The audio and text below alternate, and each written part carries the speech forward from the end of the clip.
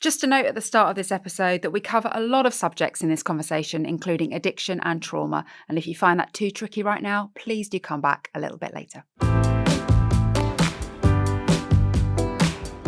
Hello, I'm Ellie Taylor, and this is Back Your Body, the podcast from Holland & Barrett that's all about the most loyal relationship you'll ever have, the one you have with your body. From scars to self-care, the bits you love, the bits you've learned to love, this is a conversation about how you look after your body and how your body looks after you. Now, today's guest has pushed his body and mind further than most of us can ever imagine. 5 Olympic gold medals, a Tour de France win, a career built on grit, discipline, and an extraordinary relationship with his body. It's Sir Bradley Wiggins. Thank you. Welcome, Bradley. Thank you very much. Thank you so much for coming. I mean, when I read that, all the things that you've done, that's incredible. That is absolutely incredible. Now you've had, 10 years of retirement. Yes. Sort of reflecting back on it, what do you think you owe that career to? Is it, if it was one bit of your body, would it be just your legs? Is it your mind? Does it have to be some kind of combo? It's an interesting question. I mean, I think there's a few things. And in recent years, I've put a lot of my success down to adversity and trauma. And particularly with a sport like cycling, which is very, it's very solitary. You do it alone. You have to go out on your bike for hours on end on your own. And as much as it's a team sport, when you're in the races, you pretty much have to deliver yourself. There's only so much your team can do for you. And I think one of my driving factors and one of the things that drove me on a daily basis was running away from my childhood. And that's what I've put it down to the last few years. I mean, that changes every year the further I get into sobriety and where I'm at now and having dealt with all those traumatic experiences in my life through things like therapy and what have you. But it was definitely one of the things. Also, my father was a professional cyclist, and my dad left home when I was 1, and I didn't meet him again until I was 19. And my goal through childhood, the reason I got into cycling was I wanted to emulate him and follow in his footsteps. Was the closest I could get to him in his absence. When I then got good, he rang up out of the blue, and I met my dad when I was 19. He wanted to be part of my success story, and I found out I didn't like him, the person I was with, but he's still my hero to this day. So there are a lot of things. It's very multifactorial, and those were the main driving things. The desire to emulate my dad and follow in his footsteps, his absence and growing up without father, and the loneliness that gave me. Growing up in an environment in northwest London, Ladbroke Grove, Kilburn, which was a very, very rough environment, very violent area. And, the desire and the hunger to get on a bike, and it was free. It would take me away from that environment I grew up in. And I would get hours out of London and turn around and have to come back home, back to it. So those were the 3 things really, a desire to get out of the environment I was growing up in, wanting to emulate my father. And then the other things that happened to me in childhood, sexual abuse and things like that all added fuel to this fire as I got into adulthood and had my own children of running away from my past. And cycling was a great facilitator in not having to address any sort of traumatic experiences in your life and things that had happened. So, and the shame that attached to that. And what I was able to do in cycling as I got more famous and good at what I was doing was adopt this persona as this sort of mod rock star. And I was quite contentious, and that was obviously the anger that was underneath. And when I look back at those videos or interviews or receiving awards and things, I don't recognize I know who that person was, but it's not the person I am today. It's like a character. It was a veil. Yeah. I adopted this veil in order to survive in the public eye and deal with fame. But underneath it, I was deeply insecure. I had a lot of self-worth issues, which reared their head when I actually finally retired. And within 3 years of retiring, I was a drug addict. And it's no surprise now when I look back, it's like, it all makes sense now when I look back as to why these things, because I never dealt with it, and I craved normality when I retired, and I thought I was just going to sail off into the sunset and enjoy life. But, I realized that cycling replaced a void, and it replaced something that was missing in my life. And I replaced it with other things, as most people fall into. And it's now, I'm 46 this year, and I've spent a lot of years working on myself, a lot of years in recovery, and I understand myself. I understand my body. I understand my mind. I understand how the two go in tandem with each other. And my whole identity, if it was wrapped up as me, the cyclist, that was the only identity I ever had when I stopped. So just being Bradley wasn't enough because of the self-worth issues I had. And refinding my love of training daily, not on the bike, it's in the gym now. That really is my identity. It's not that I'm dedicated or I've got to find the motivation to go. It's who I am. And it's made me a happy person for it. So there's a little summary there, the whole sort of quick roundup of the last 45 years of my life. Thank you very much. That's for all that. That must be, it sounds like sort of complicated, like the reasons you got into We cycling. are complicated, though. We are complicated. We're very complicated. But then how do you, when you reflect back on a lot of, all the trauma that you said that led you to the cycling, but then there's inherent, must be still so much pride with what you achieved. Absolutely, yeah. And they're all interwoven there. Well, I think from a young age, from 13, 14, I was told I was going to be the next big thing. I went to a Commonwealth Games when I was still a junior. When I was 18, I went to the Olympics when I was 20 years of age and won a medal there in Sydney. And I rubbed shoulders with Stephen Redgrave on the flight going over, who was going for his 5th gold medal at that time and achieved it. And so it all happened very quick for me. I was still living on a council estate in Kilburn when I went to my first Olympics with my mum. Wow. And I walked out of that council estate past, kids that I ostracized myself from. And then subsequently they turned against me with knives and things like that because peer pressure is an enormous thing when you're a young kid. And I walked out in my Great Britain tracksuit to go to the airport to get on a flight with Steve Redgrave and Linford Christie, all these people to go to the Olympic Games, and came back with a medal. So that was it, really. I was the cyclist from that point on. And so what I have realised in the last few years, because of the conflating me, the cyclist, with me, the person, as this one person, I realised there was two me's. Cycling was the only thing that ever gave me confidence, and being successful at cycling was the only thing that ever gave me confidence. Without that, as a person, I didn't think I had much about me. I self-harmed and things like that into retirement, and it's only now that I look back that I realise I had some deep-rooted wounds there, mother wounds. The other thing to add to, when I met my dad, 6 years after I met my dad, he got murdered. So I had to deal with my dad being murdered, and it was all in the news, and whether I went to a funeral or not. And I had a world championship 3 weeks after he got murdered, which I went to because it was the greatest distraction for not having to think about it. And I won 3 world titles 3 weeks after he got murdered. So, that again, that was another thing that cycling became a great distraction for, going through that grieving process with that. And that was in 2008. That really reared its head in 2016 when I retired, and my kids were at the same age I were when I started cycling. And so the whole thing about what am I as a parent? Because my son always looked up to me and thought I was I'm his hero when he was a kid. And whenever he'd draw a picture of me at school and things like that, he'd draw me in a yellow jersey with a medal around my neck. And so that was my identity. That's who I was.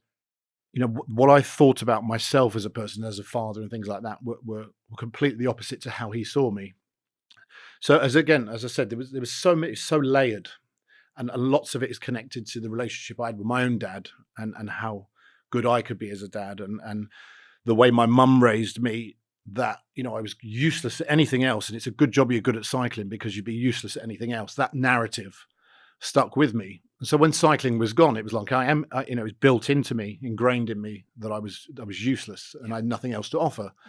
So as I say, I think in the last 5 years, I've come through a lot. And I've rebuilt myself up from scratch. I've been, in extensive therapy and worked on myself a lot, and refound my love of training on a daily basis, as I say, and that is part of my identity. It's who I am. But when cycling stopped, I kind of left it all at the door. All the things that I didn't realise I was good at, like my ability to, train for a long-term goal, my ability to apply myself to something day in, day out. And go through the highs and lows of disappointments and failures. And now training in the gym, the whole concept of training in the gym, in order to grow and get bigger, you have to fail and go to failure. Yeah. But we're not told that, we're told that it's, failure is a bad thing. And then like in life, I've had to fail and trip up in life and go to the, rock bottom at times in order to grow. And I think, this is getting a bit deep now, but these are the things that I've learned and that I'm sitting at this table with you today, having learned. And lots of those things I realized I had skill sets that allowed me to train for 4-year cycles for an Olympic Games and compete in 5 of them. Those things now I carry into daily habits now that I've formed in life. It seems like the first part of your life, well, until retirement, was so really focused on your body and the physical side. And since that's happened, it's switched to like mental health is the key. Yeah, well, the two go hand in hand. And I probably didn't appreciate that enough when I was cycling. Because again, at that time, it was, you had to be strong. It's a daily thing people say to you, or it was certainly then, maybe not so much now because it's been so well publicized and my story's been so well publicized. But back in 2012, 13, people would say quite often to me, to win the Tour de France, you must be so mentally strong. And you just go, yeah, I suppose I am. You go along with it. And so your kids look at you and your wife looks at you that you're this mentally strong person because you're able to do what you do on the bike for week in, week out. And so you start believing this, and then, things happen. And also you shrug things off. That's a way of being mentally strong is I'm not going to deal with my emotions. I'm not going to show emotion, and I'm not going to think about that. So, any sort of major event that happened in your life that most people would go through a process of grieving, whether it's grieving, all sorts of things, whether it's miscarriages and things that happened to us as well during my career, I would just brush off, and it's like, go out on your bike. That's what you're paid to do. And so I have much more appreciation now of, I probably wouldn't have got to where I got to into retirement from a mental health standpoint had I dealt with these issues at the time. It's quite deep for a Holland and Barrett podcast, isn't it? It has got, but it's so. Is this to be shown in the shops? Well, someone's getting their agave 3 for 2. Okay, now this is good. But I mean, like you said, everyone is complicated, and this is so. And thank you for sharing all of this. Well, no, I mean, I'm in a very good place now where I can candidly talk about this stuff. And I mean, you sound like it. You've spoken about this a lot. Well, podcasting has been part of my therapy in some ways, because being able to talk about it now in the way I am and where I'm at, and sitting here talking about wellness and how to look after your body and things. I've seen both ends of the spectrum. Yeah. And the thing for me now is, people talk about, mental strength or physical strength as, you need to be mentally strong before anything else. I disagree with. I think it starts with physical strength. Going out for a walk when you're depressed will do far more for you than sitting there thinking about your problems. And for me, it takes priority now in my day is going and training before I do anything else. That 1 hour, I try not to miss 2 days. I have a day off here now and again because I get tired and I have to recruit, but I never have more than 2 days off because I believe that's the start of a new habit. Is your training, the type of training you do now, is it completely different to what it used to be? Yeah. I only train in the gym, strength training. I might ride my bike twice a month. Right. But because of my body composition, I'm 100 kilos at the moment. And I was 68 when I won the Tour de France. So it's like carrying a small child on my back. So whenever I go on my bike now, I'm at a disadvantage the minute that it goes uphill over a bridge or something, So there's only so much I can do on the bike now. And everyone, of course, wants to race me. Yeah, of course. I can imagine. I do laps of Richmond Park. That's about my, it's, but it's great. I mean, it's, it still gives me the sense of freedom, sense of enjoyment, the thinking time that it did when I was 13, 14. Yeah. What about the competitiveness? Do you miss that side of it? I don't miss that at all. No. And I guess that's a good thing, really, because lots of athletes retire and they haven't got that out their system. Yeah. One in particular, I think off the top of my head, I always use him as an example, is James Cracknell. I'm good friends with James, and James retired way too early because he never got that out of his head, and rode the Atlantic and, took all these mad challenges on. And, people say to me, do you fancy doing an Ironman? It's like, no, certainly not. You. No. Why be crap at 3 sports? You be crap at 1. It's things like that just do not appeal to me. Yeah. I train for my mental well-being now, my physical well-being, particularly in my 40s as a man as well. Yeah. And particularly as someone who was really in my pomp, I was at the pinnacle of fitness and health and physical ability. But I was also at in an unhealthy place as well in many ways, because I was 6'4", weighing 68 kilos, 3% body fat. Yeah. It's not normal, that, and it's not healthy. It's not sustainable, Yeah. So the minute you retire from a sport where you're that lean, the minute you start putting weight on, people go, well, you let go of yourself a bit, and you put some weight on. You might have only put 5 kilos on. You're like, this is what I'm meant So to look like. it's funny, and cycling, it by its nature, has lots of riders with eating disorders and things like that because of the weight you have to be at, and pinching your skin in mirrors and things like that. It lends itself to that, because weight is everything when you're cycling. Yeah. Yeah. Do you think how you view your body then has changed? Massively, yeah. But again, as I say, the two go hand in hand for me, from my mind, my mental, how I view myself mentally as a complete person in my entirety.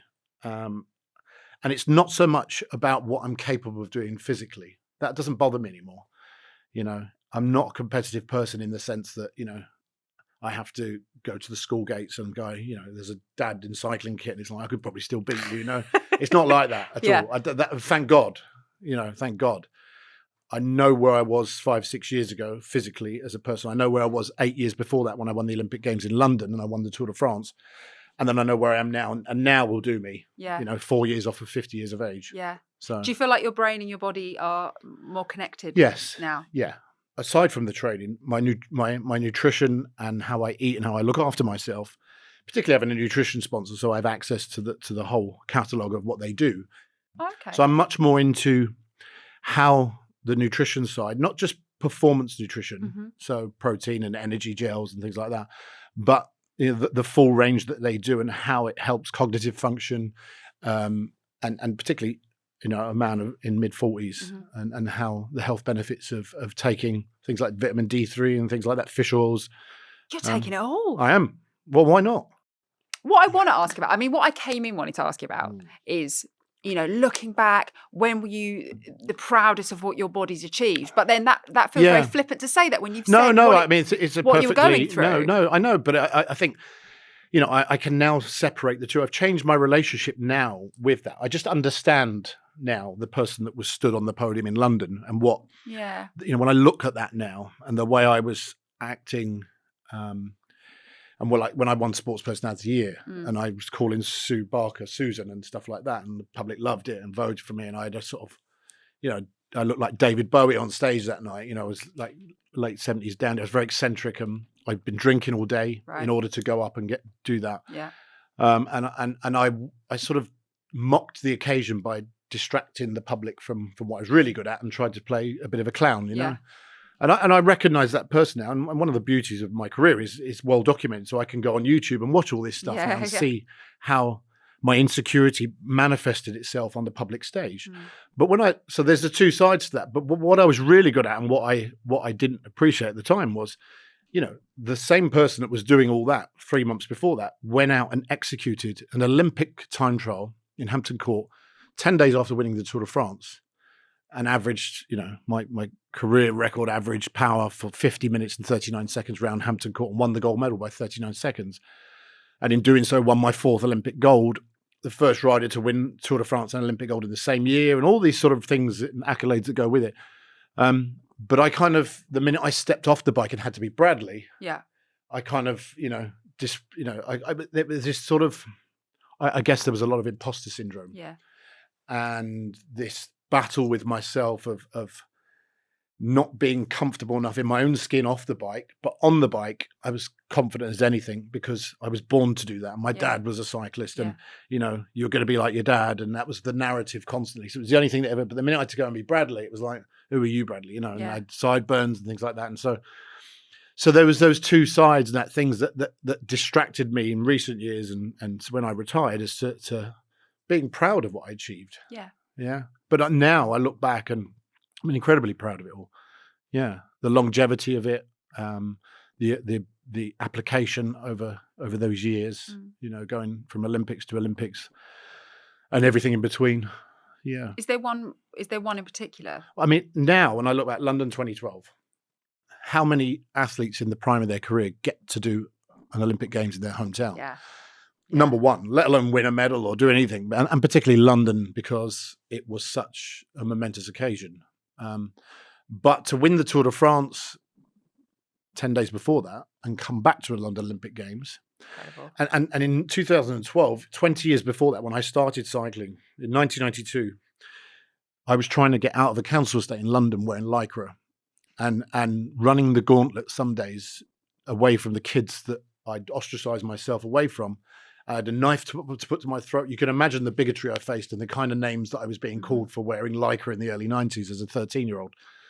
And so to 20 years on to win Olympic gold in front of, 1.4 million people on the roadside that day, and, everything that came with it after that, and get a knighthood and things. And I went back to my old school the year after 2012, and my old PE teacher, Mr. Hatch, was still at the school, was now the headmaster. So I went back there to see, and I got mobbed by 100 kids that I was all running away from 20 years before that. Yeah. And he said to some of the kids that, he got pushed away, and he said, they all think now that they can become a Knight of the Realm as well and become Sir. And no one really thought that growing up in Kilburn and Ladbroke Grove. So he said the societal change, the difference it has made now as a cyclist to go back and have a reception like that. For me, I never imagined that when I started cycling. It was just, I got to get out of this environment. Yeah. And so it was, I'd come full circle. So London 2012 meant more to me than just winning that race. It had a much deeper meaning. It was like a legacy. Yeah. And talking about being, talking about being a dad, your son is now a cyclist. Is that complicated? Is that No, not you? at all. No, I mean, one of the things that the relationship with my own dad forced upon me was I had a real bee in my bonnet when he started cycling, that I wanted to change the way he viewed me. And I didn't want to coach him. I didn't want to be his mentor. I didn't want to be the one pushing him when he came home from school and say, go and do your training. Yeah. And when he didn't, be his biggest critic. I wanted to establish my relationship with him as his dad. And we've formed that now over the last 10 years since he started cycling. And so he sees me as his dad and not, he could do no wrong for me. He's enough for me as a person. He gets it, of course, a lot. He's going to be as good as your dad was. And he already is in my eyes. Because he surpasses me. He's 21 years of age now. He surpasses me at the age of 21. And I already had an Olympic medal at 21 and he hasn't. But he's so much better than I was in terms of one cycling leaves, his social skills, his how he conducts himself, how he carries himself. And they're the things I wasn't told when I was younger. Yeah. It was all about cycling. Do you think you've helped him, not be as single-minded, to enjoy it more? I don't know, because he amounts his own pressure. Sure. I think, and he does carry my name. So it's, I think that's a challenge for him and has been a challenge over the years. But he's now starting to pave his way and make his own name for himself in what he's doing. And he's hoping to get selected for the Olympics in 2 years' time in LA. He's very much in the mix for that. And just for him to make an Olympic Games would be phenomenal. Yeah. So you imagine standing there watching. Oh, I'll be there. Yeah. It'll be incredible. Incredible. Yeah. And so now with your body, I mean, you've put it through so much. Have you ever done anything with your body that you wish you had? I mean, we've spoken about addiction. There's all of that stuff. Have you ever done sort of faddy things that? I mean, in terms of performance. Yeah. One of the worst things I ever did when I joined Team Sky, we were looking for all these little marginal gains. This is disgusting, by the way. Okay. So in 2010, they had this idea. When you go into the Tour de France, you go into a mountain stage. One of the things that, is a determining factor as to how well you'll perform that day is that you're at the minimal possible body weight that you have to carry up a climb. Because if you're averaging 400 watts up a 1 hour climb, if you're 2 kilos heavier or 1.5 kilos or a kilo heavier, that will equate to a certain amount of time that you will lose. So it's very quantifiable. Yeah. So one of the great ideas with their marginal gains was, if we potentially have a, I've forgotten the name of it now. When you have a tube up your bum. Enema. Colon. Colonic irrigation. Caloric irrigation. Colonic irrigation. Okay. So the Team Sky had this idea. We'll get colonic irrigation machine. Yeah. Oh, God. We could potentially have in the truck and use the day before a mountain stage to get all the excess out. So we did some trials early in the year, and I went to a centre to have it done. They weighed me before and weighed me afterwards, and I lost like 3 kilos during it. Yeah. So it Full was of like, shit, Bradley. I know, I was full of shit. Yeah, literally. And so they were, but what we found out through doing these trials was it took everything out. It took all your nutrients out. Right. It took all your, like, it dehydrated you. Yeah. So it probably wasn't the best idea to Right. take into a high performance event. But those were the type of things we were trying in these marginal. That's We're all under the wild. marginal gains banner. Yeah. You know? People are just going, they're just Yeah. they're working really But it hard just on their shows you legs. that how much people and how elite sport you're willing to push the envelope out to find things.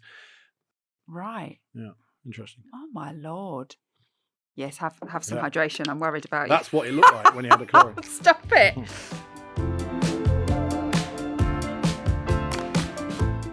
What is in that you're having? So I hydration is pretty much. I'm always got a bottle with me. Hydration station. Yeah, so I use Applied Nutrition's hydration sachets, and it comes in a pot as well. Because my friends have been telling me I need to get on this stuff. Yes, I mean I wake up in the morning and I will have, first thing I do, routine again. So we're talking about body and things like that.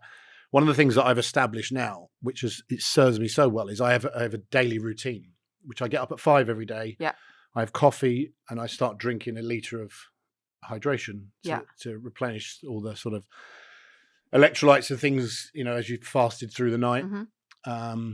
I go to bed at 8 o'clock now every night as well. And so I set off on a walk. I do a 45-minute walk to my daughter's house. I pick my daughter up and take her to school. Yeah. And then I walk another 15 minutes, have my breakfast in a cafe, and then I get a bus home. So I do an hour walk every morning. Right. And try and do 10,000 steps before breakfast. Wow.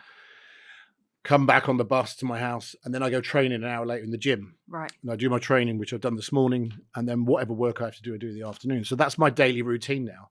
And that sets the tone for me going to bed at 8 o'clock the night before and not thinking, I'll stay up to 11 and watch At Home with the Furies or anything like that. Are you quite strict with that bedtime then? I do now because it's served me so well, and I realised that having a routine and having such a meticulous routine is what served me well through cycling. So as I was saying earlier, all the things that made me successful in my cycling career, I left at the door when I left cycling, that I've now adopted and sprawled into my normal life that help me on a daily basis.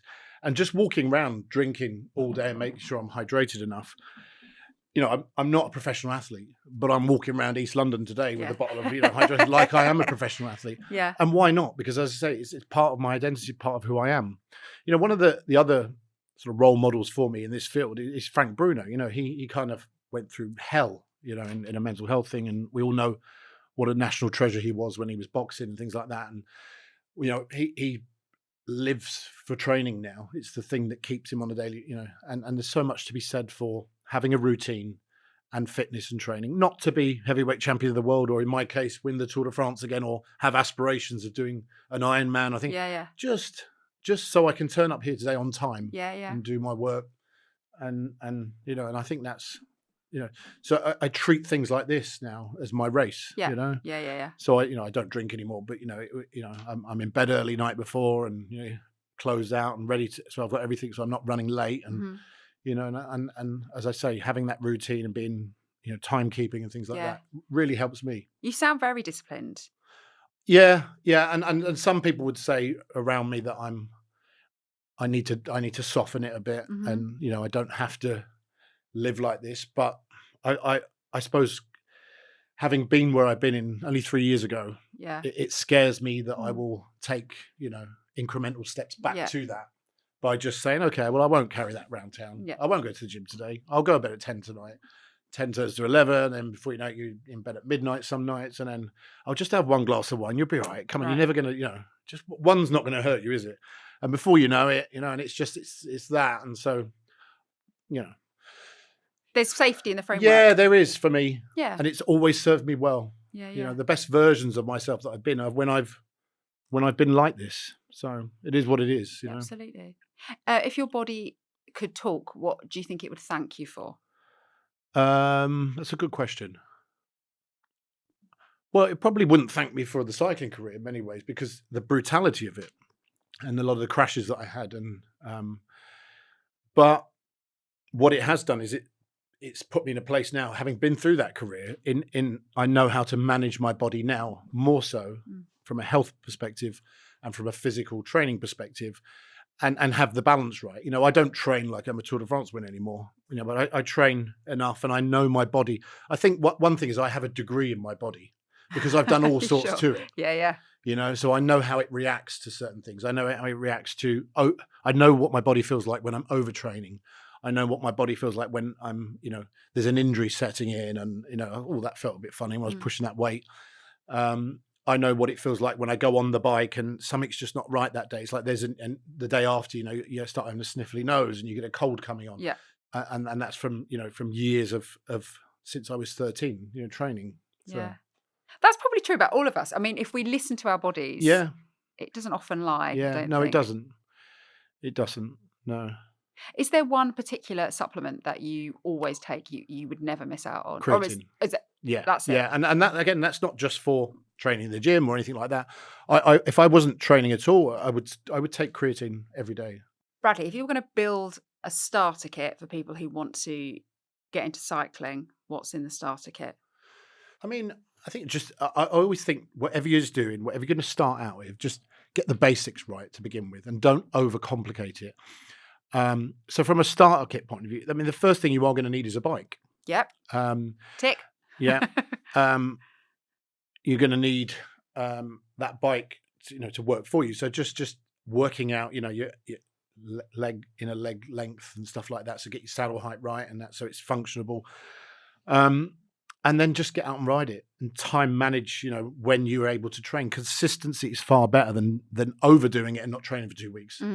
So, around the life that you have, time management. And if you can do 15, 20 minutes a day, it's better than nothing.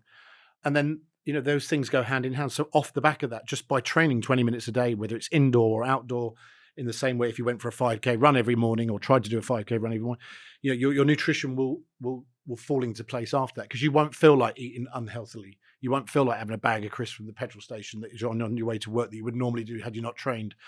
And everything falls into place after. So just getting the basics right from the start. So there's no point trying to have the healthiest diet when you're not. But I'll start riding next week. Yeah. But I'll get the diet right first. People do it the wrong way round. Yeah. If you've ever started a new workout regime or smashed a leg session, then spent the next 3 days walking down the stairs like a little baby deer, this one's for you. I'm Alex Glover, H&B Science Guy, and in this week's Science Break, we're talking about BCAAs and how they might help you with achy muscles after the gym. Let's get into it. Branched-chain amino acids, known as BCAAs for short, are 3 essential amino acids: leucine, isoleucine, and valine. They're called essential because your body can't make them, so you have to get them from food. Now, for the really exciting bit. Across multiple studies and reviews, BCAA supplementation has actually been associated with lower levels of muscle soreness following resistance exercise.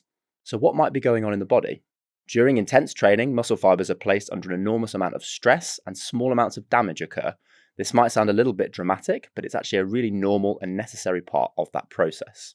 Your body then repairs and rebuilds those fibers, which is how you get stronger over time. BCAAs, and particularly leucine, play a really important role in muscle repair and recovery, which could help explain why they're linked to less soreness. Leucine is the real star of the 3, essentially telling your muscles, right, it's time to rebuild. If you do want to supplement with BCAAs, you'll usually find them in powder form, often in fruity flavours like blueberry, pineapple or watermelon. Just mix them into the water and take around your training. That's it. As ever, foundations first. Adequate protein, sleep, recovery, all of the essentials. But if you are training regularly and soreness is holding you back, BCAAs could sit alongside those foundations to help you recover and keep going. See you next time, Science Fans. Thank you, Alex. Now it's time for my favourite bit of the interview. The stack, quick questions, quick answers, no overthinking. Are you ready, Bradley? Yeah. I mean, they're never quick, but let's do it anyway. What time does the alarm go off? 5. See, even I know that one. Yeah. Gold medal or yellow jersey? Gold medal. Why? London. Fine. Says it all. What exercise do you secretly hate but keep doing? Leg press. Why do you hate that? It's such a hard body part to, the urge to go heavier all the time. Yeah. And it hurts. It hurts. That's yeah. a good enough reason. BMX or mountain bike? Mountain bike. Sprint out the gate or sit back and bide your time? Bide your time. Okay. Joggers or suit and tie? Suit and tie. What's the last thing you do before you go to sleep? One thing I'd started doing in the last couple of weeks, actually, which I found helps me sleep a lot better, because I wear an Oura ring, you know. Yeah. So I've noticed a particular. I wear like a satin sleep mask. Yes. With a sticker behind it. You know? Yes. So not like them ones you get on airplanes that fall No, off. I know what ones you mean. Yeah. Yeah, and it's the quality. My quality of my sleep. The more I get, more deep sleep from doing that. So the Oura ring is like it tells you. It tells you your sleep, so that how much REM sleep you have, how much deep sleep you have. Do you like looking at it every morning? See, that's a competition for me Yeah. itself. Yeah. You know. Is there a sleep score? Do you want to get to 100% or something? Well, it's very difficult to get to 100, but I have had a 94 last week. Oh, congratulations. I'm pleased to say. Yeah. Who needs a gold medal when you've got a 94? Yeah. What's something that you eat that other people might think is a bit weird? Well, so one of the things I have in the morning now is when I have my first drink is I put Himalayan salt in. So it tastes like drinking. So when I add it to that. It tastes like you're drinking the sea. It's like drinking seawater. Okay. Yeah. Therapy, yes or no? Yes. Still doing it? No. Would you again, though, happily? I think so, yeah. I mean, you get to a point with it where you don't want to keep going over stuff. But I mean, I'm kind of where I'm at now. Yeah, I might do. Yeah. See how we go. What's the secret to having a positive outlook? And do you think you have a positive outlook? Yeah. I think I don't know what the secret is really off the top of my head. I think one of the things that is my overriding memory of now, what was I thinking when I was at my worst? It was a lack of hope and a lack of any future. And that, which sounds crazy. It's like you've got kids, they're going to have kids one day, you're going to be a grandparent, all this sort of stuff. But when you're in that, you know, you fail to see any joy or any hope in anything you're doing or anything coming up. So I guess knowing that and knowing what now, I see the next 10 years of my life, and it's particularly the way I'm training, routine and stuff, and you know, taking joy out of watching my son race and stuff like that, and taking my daughter to school. She's only 5 every morning, and the routine that gives me, you know, that's enough for me. Just thinking, okay, she's got half term in a couple of weeks' time, and so I've got another 4 weeks of that before she does that. So, and you know, it's the simple things now that give me the most pleasure. Yeah, gorgeous. Thank you so much, Bradley, for joining me today. Hopefully today's episode has made you think a bit more about your own body, how you treat it, how you listen to it, and how you back it. For more body secrets, stories, and surprises, hit subscribe and join us every Thursday wherever you get your podcasts. See you next time.